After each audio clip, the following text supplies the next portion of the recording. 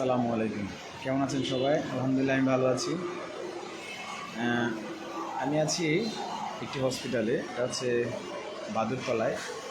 একটি বিষয়ে আপনাদের কাছে লাইভে সংযুক্ত হয়েছে একটা জিনিস দেখার জন্য। আমি আছি এখন এই যে সৌহার্দ্য হসপিটাল, আর এই সৌহার্দ্য হসপিটালের এই পাশে একটা লাইব্রেরি। আমি এই প্রথম কোনো হসপিটালে লাইব্রেরি দেখলাম। খুবই ভালো লাগলো একটা বিষয় দেখে, আপনাদের সাথে শেয়ার করলাম।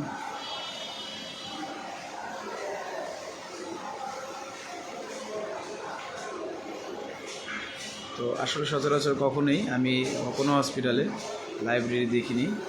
তো এই হসপিটালে, সৌহার্দ্য হসপিটাল, এটা হচ্ছে বাদুরতলা অবস্থিত। এই হসপিটালে একটি লাইব্রেরি দেখতে পেলাম।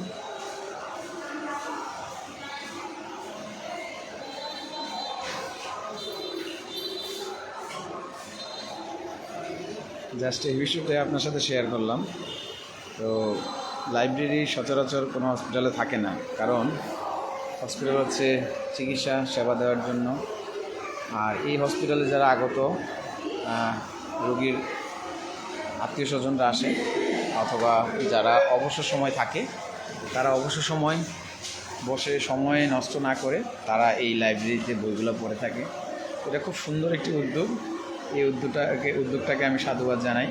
এরকম উদ্যোগ যদি নেওয়া হয় তাহলে বই পড়ার যে আনন্দ অথবা বই পড়ার যে মজা, সেটা সবার মধ্যে গড়ে উঠবে। তো এই হচ্ছে এখান থেকে।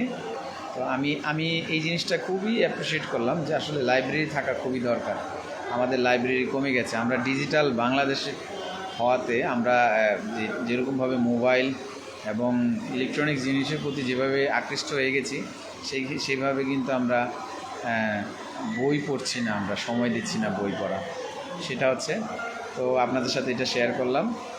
আপনারাও চেষ্টা করবেন লাইব্রেরি গড়ে তুলতে বিভিন্ন জায়গায়, যেখানে মানুষ বসে একটু সময় অপেক্ষা করে, সেখানে যদি একটি লাইব্রেরি গড়ে ওঠে তাহলে মানুষ বই পড়তে পারে।